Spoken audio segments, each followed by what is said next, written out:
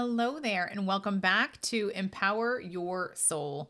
Today, in true form, I wrote notes for today's episode to print out so I could look at my notes and my printer won't work. And I think it's the perfect example of spiritual red flags because it's so red, my printer won't even print it. And it's so interesting. And I love how Spirit, in case you're wondering how I get ideas for these podcast episodes, Spirit truly does just continue to give me the same things over and over and over again until I'm supposed to talk about it on this podcast. And I love this because this must be for someone listening that's having a really shitty experience with a quote unquote spiritual leader. And I want to educate you on the red flags of these spiritual egos and these spiritual leaders and teachers because things are not normal in this space. And it's so interesting that I say that because I feel like it is normal, but we just don't expect it in the spiritual space because we have all been through school and had shitty ass teachers. We have all had egocentric teachers, egocentric leaders in probably our organizations, right? So it is encountering people, I'm going to say with big egos and that only do things for themselves is very commonplace, I think, in everywhere, no matter where it is. And I think when people start down this spiritual path, they have this perception that if they're spiritual, well, then they must be the best people. They must not come from ego. They must know better because you would think we'd be a little more enlightened than that in the spiritual space. But don't you know? I'm going to put out the idea of these mega churches and those leaders, right? Like, are they doing it for the best selves? Because I can tell you that they're not. I can tell you the ones that don't have to pay taxes, but yet have extremely nice cars, compounds for the houses, right? This is what I'm talking about. Just because we are in the spiritual space here does not mean the egos don't exist. And actually, I want to counter it a little bit and say the egos are so much bigger here. I don't know if that's true or not. That's just my perception. And or maybe the reality is that now I can read energy and I can read the ego energy a lot more here than I have in any other space. So let's get into it. Because when I'm talking about the ego, obviously these are people who it's so bad. I'm just going to put it out there. These are people who think they're better than everybody else. They think that they're here for a reason, that God has gifted them with these abilities. They are special. They are chosen. And I can kind of see that. And I think a lot of people hit some level of this when they start their spiritual journey, because when you open up to these abilities that science says aren't real, that society says you're crazy if you have them, and then you start opening up to these abilities and you're able to perceive energy and receive information about people that is not public, that is, how would you have any way of knowing this information? It's a fucking ego trip. Like, it's like, holy shit, this is amazing. So I can understand where some of these spiritual egos come from. Absolutely. The feeling of being gifted or chosen. Absolutely. You know, I think that has to be checked with the idea that we all come from energy and we all have this ability, but that's not how most people think. And I will say that I feel like that ego gets even stronger when, again, you're doing this spiritual work, you're getting things right, and you have this giant like boost of serotonin or this adrenaline rush when you're doing these readings. And after these readings and seeing how much you help people, man, it feels really good. It feels really good. So I just want to like caveat this, because I feel like the spiritual space, this is why I'm saying, what's the right way I want to say this? This is why I'm saying I think that it's more prevalent in the spiritual space because it like sets you up for this because it's secretive, because you're getting these adrenaline hits. Like, who wouldn't want to think that they are better than other people? I guess I wouldn't, but a lot of people do like that. It's a power trip and it feels really good. So they're going to keep riding that wave. And because when you feel like you're special, right, that becomes a source of self-worth and validation. And that is just like furthered by a lot of these spiritual communities where we're placing teachers on pedestals. Like we're creating a lot of unhealthy power dynamics across these systems that are in place in the spiritual world. And I got to be honest, like the whole thing is like an MLM, right? It feels like a pyramid scheme for a lot of these institutions. And that tells you exactly what I think about some of these spiritualist churches. So let's get into it. Let's talk about the red flags that I've seen in the spiritual space. And it's not just me. I have, because this has come up a few times, I have, with permission of the people that sent me these examples, compiled not just my experiences, but the experience of others working with and identifying like red flags and people that are not necessarily spiritually authentic. Let's talk about the red flags that they've seen in the spiritual leadership space. So I want to start with the teachers and then I'm going to shift to like the students, the practice sitters, because I think that's a thing too. And I'm going to keep this in the context of like teachers and students, but we'll see where that goes. So some of the red flags that I have seen personally, and I'm going to include other examples here, is this one size fits all or my way or the highway version of the spiritual work. And I think it's really interesting because I think we walk into this is going to be a very complicated episode. When we walk into a lot of this spiritual work, they're teaching you the way to do it, right? And I understand that, especially in the healing space, especially with Reiki and certifications, like you have to do it their way to get certified in this work, right? I get it. So I think that's the basis of where a lot of this comes from. And again, if you like peel the onion back, you peel the layers back from that certification, you go to college, you know exactly which classes you have to take to get your degree, right? Like, and I think this is a very masculine way of looking at things where, ooh, excuse me, I breathed in the wrong way. That was my cue from spirit. Don't go there. So I'm not going to go there. This is how they make me stop in my tracks. They're like, nope, let's make you choke on your own spit. And then we're not going to go there. Okay. So let me talk about this one size fits all mediumship spiritual leaders, right? It's this idea that their way is the only way. So I'm going to keep it neutral. I'm not going to tell you which are my examples and which are other people's examples. Mainly because in case those people are listening, you're going to know exactly who it is. But I'm going to just list off some examples that I've given. So I have been given examples where a teacher encourages their students that they need to read very slow and go very deep into details, where students feel like their style is more fast paced. Get it? And when they deviate from their teacher standard, it's considered wrong. Which I have seen. Okay, I guess I'm throwing myself under the bus. I have seen this. I have seen this from so many of my students who have had other teachers. Like, this is a rampant issue in the mediumship space. Even when I was developing, I would go into practice circles. I'm going to say it at one of the spiritualist churches. And I had like a teacher in that class reprimand. And no, mind you, I paid, it was supposed to be a practice circle. It was like $10. Super cheap, but they've raised their prices since then. But I would hop in, I'm just there to practice my reading. And then the teacher would like coach me and she would be like, you need to keep your eyes open during the reading. And I'm like, it's not why I'm here. I'm not here to be coached. I'm here to practice. And I appreciate you're trying to give me information, but I'm going to read it my way. And I don't really care what you think. You're not my teacher, right? I'm sorry. That's my perspective on things.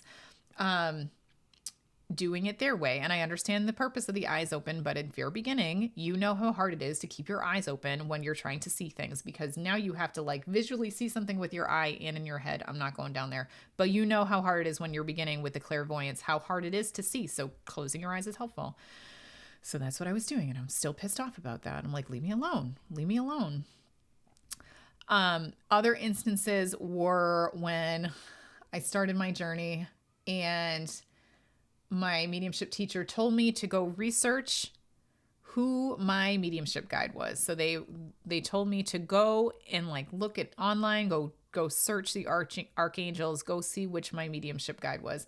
So I searched all the archangels like a good student, looked for my homework, and then I landed on Goddess Diana. And I got full body shivers when I landed on her, right? I went to my teacher. I'm like, Goddess Diana is my coach. She's my guide. She's my teacher. You know what she said to me? She said, not that one. You need a real archangel. She like brushed off Diana, and she's like, no. You need a Christian based one. I mean, that's really the reality of what she said, is I needed a Christian based archangel. I needed to, choose Raphael or Jesus or somebody else, right? Like, so like, it's just so interesting to me because I did it. I had the answer, not that one. Choose a real one. Fun, right? It's fun. That was my first class in mediumship I've ever had, everybody. So there you go. In case you wondered if I stuck with that teacher, I did not. She's a lovely woman, but not for me. I've also seen and heard other teachers say things like, you will never hear spirit in their own voice in your head, which is false for me. I hear spirit in their own voice. I hear they're laughing in my voice quite a bit, actually. So that one's not true for me. And then I just, over the course of my spiritual career, and I feel like this is why I need to be in this space and why I'm supposed to be doing this podcast, is I have been told over and over again by multiple teachers that, quote unquote, spirit would never do this to you, end quote. And they'll give me examples like they will not bring two in at a time. They will not, they will come in as they were when they died. I can't even imagine all of the different scenarios that I've heard. And every time and I'm not minimizing this, when I say every time, it was every time a teacher would say that to me, it would show up in the next reading. Spirit always proved a point to me that I am supposed to break the box of mediumship. So there has been so many different times where I've had to go back to my teacher and be like, well, you said it would never happen. And it did happen. And then they would be like, well, no, you were actually just reading one spirit. And the sitter was confused that it was two. No, I was reading two spirits at the same time. So I just want to kind of put that out there, that a lot of red flags with teachers I've seen is this one size fits all, my way or the highway. Giant red flag to me. And here's the thing. Sometimes we have to play along and listen to these teachers so that we can learn the nuggets of gold we're supposed to learn from them. But do not think that mediumship is one size fits all, that it is this way or the only way. And I've said it before on this podcast. Do we really think that we are the best in mediumship that we're ever going to be at this moment, and there's no room for growth? Red flag, everybody. Number two with teachers. Wow, I'm going to have to go. I have a big list. I'm going to go faster this one. Apparently that is my biggest qualm, my biggest source of anger for mediumship. Number two is this, unavailable or disengaged teachers. So when, for example, you sign up for a class and you hop in breakout circles, they just kind of sit there and twiddle their thumbs or check their phones, or like, instead of like hopping in the breakout rooms or going, if it's in person, and going around and walking around and giving pointers or helping people with the exercise. I've seen that. People have told me about that. It's very aggravating. I would also say, like, just generally making sure like students feel unsupported, right? Like unavailable or disengaged teaching is a giant red flag. If they are telling you to do something, and then like off to the races and go figure it out yourself, that is always a red flag for me. Number three, discouraging questions. And this probably goes back up to the first one, right? About one size fits all, but treating questions as this sign of like spiritual immaturity or resistance on the teaching. And what you'll see is that teachers, when they don't like the questions, they respond with, they might dismiss it. They might get angry, that kind of like their reaction isn't appropriate for the question that's asked. So it's just interesting because I've seen this happen. Other people have mentioned this to me. They really just evade direct questions, which to me is a really good sign that they're regurgitating what they've been taught without any complex thought or addition for themselves. So that's why I would say anyone that discourages questions or questioning, that means they're not being original and true, and they're not to themselves, and they're not opening up to their own team to see, again, is there a different or better way to do this?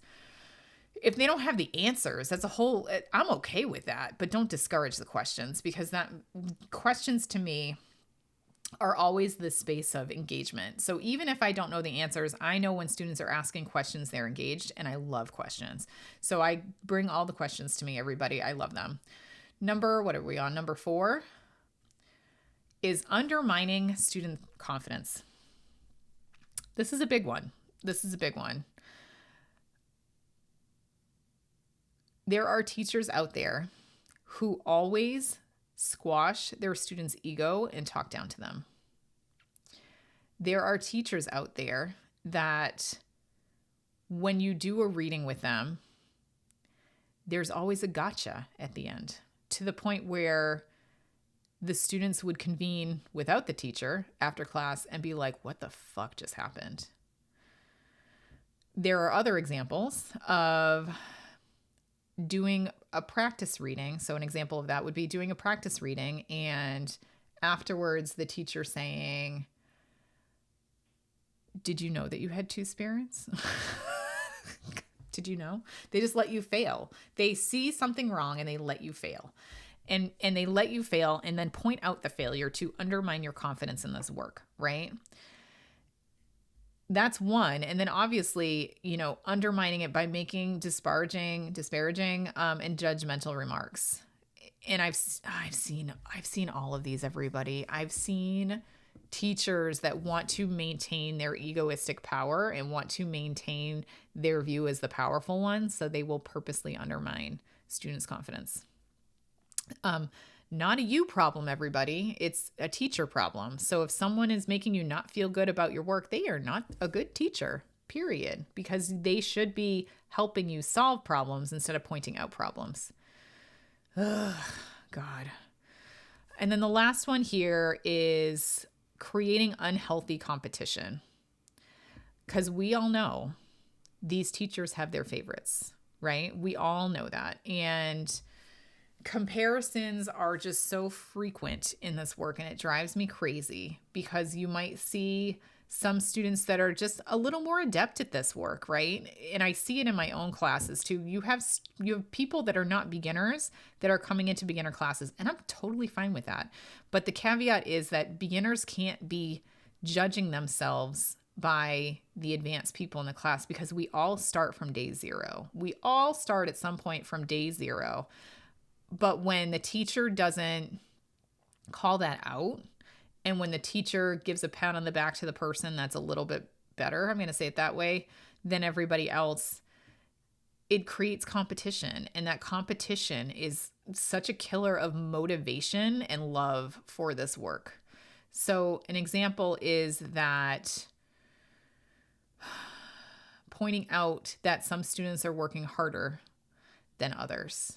Right? Some people are doing more for their businesses than others. Some people are more open to, I'm going to say, like, doing their work publicly than others, and like being celebrated for that, versus maybe the person that's working a full-time job, maybe they're a single mom or single dad, right? And they're trying to do this work because it's their passion while they're trying to live a life too. And I think when there's judgment in who's doing better, that's always a red flag for me. And it just creates a very toxic learning environment that isn't meeting people where they're at or the realistic circumstances of their life. Because here's the reality. Most people that come to my mediumship classes, they do not want to do this professionally. They're doing it because they want to see if they can do it. And that can take so many different paths for so many different people, and they need to let it evolve naturally, whether they decide they want to just do this part-time, whether they do it, they enjoy it, and then they drop out because now they've proven to themselves and that makes them happy. Maybe they follow the breadcrumbs and they decide that maybe I do want to do this a little bit on a side hustle, or maybe they do want to do this full-time. It doesn't really matter. But when you create that unhealthy competition, you essentially cut their potential off at their roots and tell them you're never going to be good enough because this other person's working harder than you. This person's better than you. So you're shit out of luck. And it's just so bad. It's so bad, everybody. I'm so done with it. And then I also had this very interesting story that was given to me. And there's a little bit of my examples in here, but not as much. This is mostly from other people. where they're shifting from, I'm going to say, from spirit to sales. Let's say it that way. They're shifting from spirit to sales. So an example I like to give is that teachers who say they're going to teach something never do, and then they're like, "Oh, but sign up for the next class and I'll teach you it then." I have worked with salespeople. I know how this works. So those are the teachers I immediately said no, thank you, and left, because that's a huge red flag, especially in the sales space, because it's this constant upsell, right? While you're in classes to go to other classes. And this is how they like really try to hook you and keep you in there. And I'll admit, while you're in my beginner's mediumship class, I'm going to say, if you want to pursue this opportunity, here is now this mediumship mastermind that I have in case you want to continue practice and growing. But I'm mainly creating that for a space for people to work, right? I don't really care about taking your money. I know that there's a need for practice circles and continued development in a positive, encouraging, maybe hopefully non-red flag space. Please, my students, tell me if I have red flags. I'm open to changing. But yeah, that constant upsell for like more and more classes, more and more things drives me fucking batty. It drives me batty, especially if they incorporate a little bit of that lesson into the class and they're like, "Hey, if you want to learn more, here you go." Is it smart business? Probably. I don't think it's very ethical though. Like if they want to sign up for it, let them sign up for it and give them the information, but don't let them make the decision. Don't take up my class time to sell your next thing. That drives me nuts. Number two, I would say in this space too, with the from spirit to sales, is again that pressure to go public. And this came from somebody who, it was kind of like a pyramid scheme, right? So and I've seen it. So I know it's not just this one person that told me. I know it's multiple people, but I've seen it happen over and over again where you will train somebody. I'm going to say, I'm the teacher. I'm going to put it on me as a perspective. I'm the teacher. I have a space where it's in person, right? And I'm going to tell you that I would love for you to go public and take clients. There's demand for this out there. So why don't you come and give me, 2 or 3 sessions on a Saturday afternoon. Give me 2 or 3 open spots. I'll fill it. You're going to get your practice. It's going to be lovely. But then what happens is that these people would be bringing in clients, right? And not necessarily getting paid for it, because in the teacher's eyes, this is practice. I'm doing my students a favor. Yeah. Can you believe that? Can you believe that? So they're actually asking students to work for free. So that they can bring in revenue to the shop for the teacher, for the owner. Isn't that wild? And it doesn't just go into these one-on-one sessions. It can go with demonstrations. Like, let me give you, let me have you come in demonstrations. I will say when that happened with me, I was generally paid for my services. But I know a lot of students who are not paid, and it is kind of volunteer basis with the pressure, again, the pressure of the teacher saying, do this and you're going to get better. So again, there's this weird power dynamic there. You don't want to piss off your teacher. You don't want to say no to your teacher. So it is very unethical for teachers to pressure for free labor. And by the way, it's not even free, because the student is giving up. Not only are they paying for probably the mentorship in the class, but they're also giving up their time. And time is money, everybody. Time is money. So the fact that they're literally giving money to the teacher so that the teacher can get money is ridiculous. It's ridiculous to me. So if you're a teacher that's asking you to donate services for free at the financial benefit of the teacher, fucking run. Just fucking run, because it's fucking ridiculous. And like this just gets into, I'm going to say the general topic of like financial exploitation of students. Because what you're going to see, and I've seen it happen a few times, is that for these spiritual leaders, it becomes all about the money.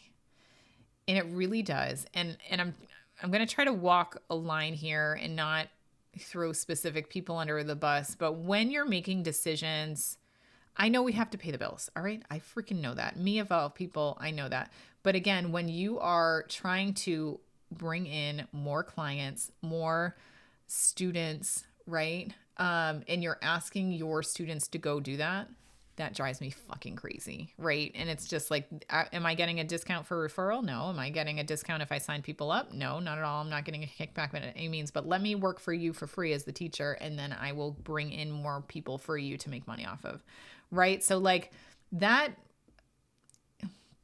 it's like unofficial sales, unpaid sales. Ugh. It is a pyramid scheme when it gets to that level, right? It is a pyramid scheme. So, and just know that even the amazing teachers that are out there that do come from this heart-centered perspective and come from this place of wanting to help people, wanting to do it the best, not really worrying too much about money.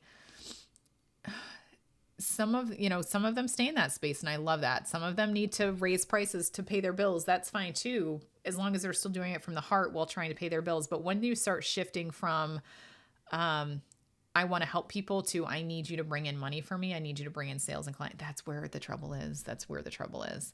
And again, it's from a basis of power. So whenever you feel pressured from someone, a teacher, anyone, to bring in more money, more clients, more referrals, like, it's a red flag. I wouldn't say it's a red flag, but it's a red flag. Don't do things for free. So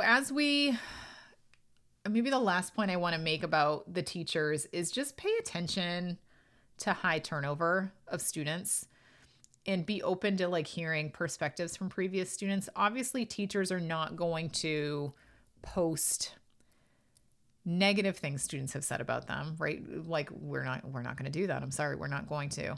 But I will say, ask around. Like there's mediumship groups in Facebook, on Reddit, like ask around for teachers, for feedback of specific teachers. I know that there's so many of us out there right now. I'm one of many different teachers out there, but it's always good to ask around to see if you can get feedback, referrals on specific teachers you're looking to sign up for. But I think the biggest thing is the turnover. So, and I don't know how from the outside you measure this. I don't know how you ask about this, but I can tell you that the teachers that I always would steer you clear from are the teachers that have a high turnover of students. They come in, they show up for one class, and they never go back again.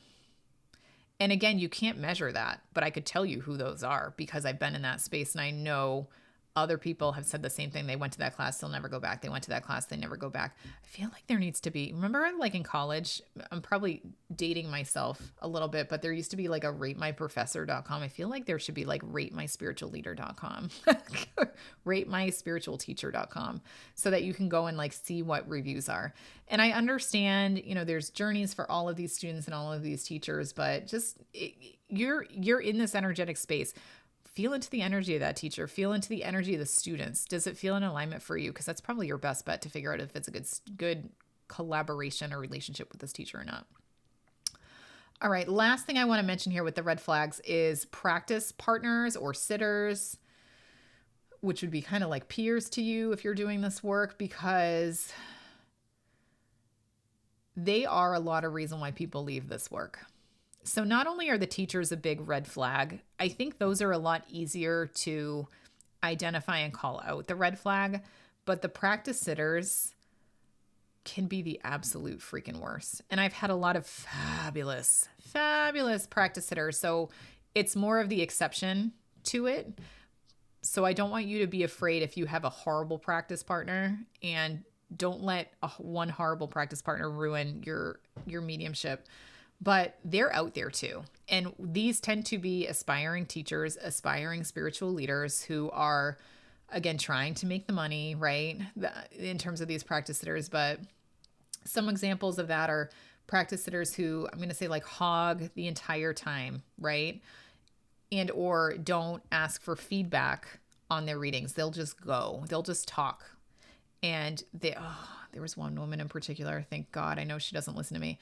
She's she read for me at a workshop I was in, and this woman had this air, like, I'm gonna send you her energy in case you read it. She had this air about her, and it almost looked like she should have been on stage doing Shakespeare. No fucking joke, because she was like, she has her arms moving as she's reading. She feels like should be reading this like poem or this Shakespeare monologue. And it literally was a monologue. She just kept going on and on and on and on about a departed person that she was bringing through for this practice. And like, she's the one, she took up the whole fucking time. I didn't really have time to read for her. She went way over into my time, and she didn't stop at all to get feedback. Like she had this air of, I'm right. Here's all the information from spirit. Just you sit back and enjoy this reading while I give it to you. You're so lucky to receive this reading from me. I couldn't take anything from her reading. It was not a good reading. She's a leader of a spiritualist church near me. I think she might be the minister. Okay, so maybe I placed her for you. But I'm just saying, like, it was so bad. It was so bad. And even if I told her that I couldn't take the person, she would have told me I was wrong, right? That, like, this is what I'm talking about shitty practice partners. So yeah, they exist out there. And don't think that because she comes waltzing in wanting to quote Shakespeare with her hands moving like she's like this, I don't even know. It's like the Matrix moving her hands. Doesn't mean she's good at this work. And it certainly doesn't mean that she's a spiritual leader, even though technically I believe she is. So watch out for your practice partners. Their craziness does not reflect on you. I've also had other people who I've been paired with say no to everything I've said. And I'll admit, there have been readings where I don't do well. We all have our bad readings. But the difference with this one was the energy was off, because they were saying no to me. And I could feel like it was on purpose. And I felt like it was competitive energy. And it felt like it was stubborn, manipulative energy. And I feel like, honestly, they could take some of the stuff, maybe not all of it, but they kept saying no and like crossing their arms because they want to be better than me. They want to, like, the practice partners can be such a pain in the ass because they want to be better than you. They think practice is competition and it's an opportunity for me to showcase how much better I am at this than you. And some partners will stop at nothing to put you down and make you feel like you're less than, and make you feel like you're not good at this work because it makes them feel good and gifted and blessed that they're better at you than this work. And they will say no to feed their own egos. They will say no to your evidence to make themselves feel better. I mean, and that's exactly what they do.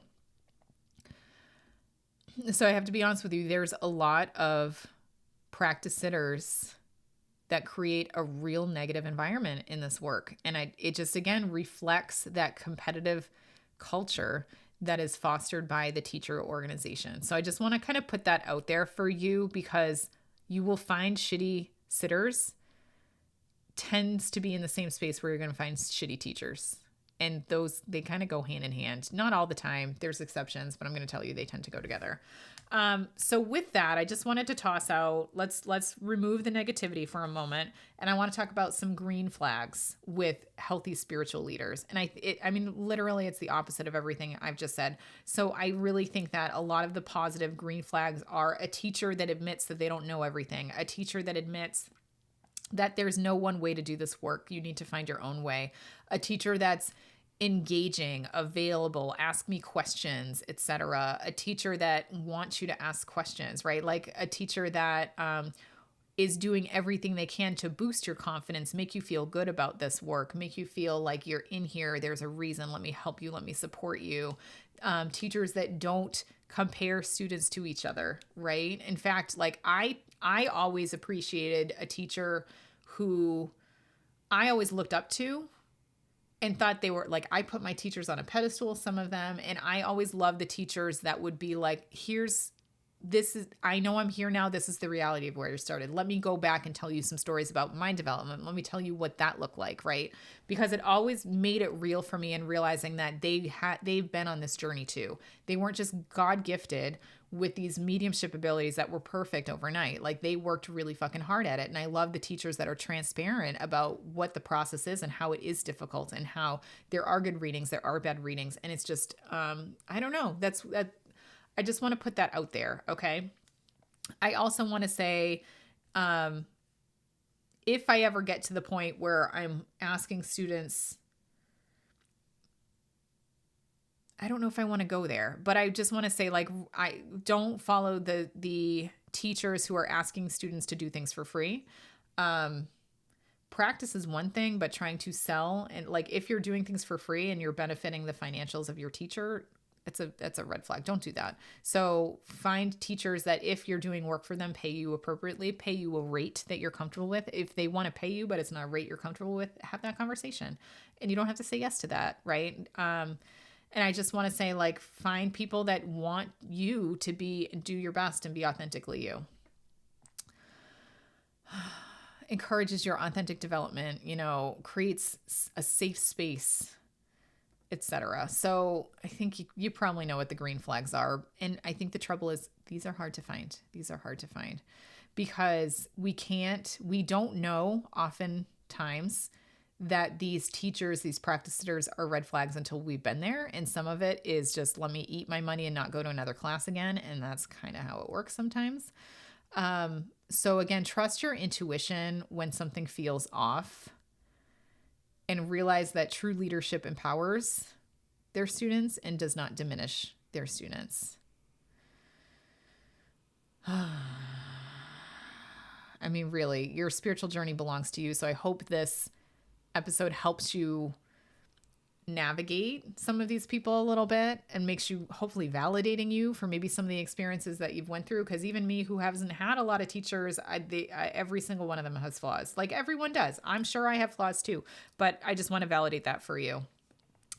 So fool me once, shame on me. Or no, fool me once, shame on you. Fool me twice, shame on me, right? Like, that's the reality of this work. Just because you've engaged with them once doesn't mean you need to continue. All right. I'm going in circles here. So I hope this episode helps. I hope it was clarity. Oh, it was a long one. Holy shit. I'm looking at the time now. No wonder it felt like I was going on and on forever. I hope you enjoyed this very long episode on a Friday.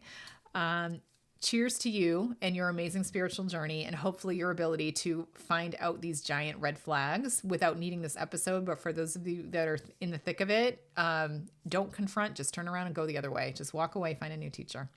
All right. Sending you all the love. I hope you have a wonderful Friday and a wonderful weekend. Mwah. Take care.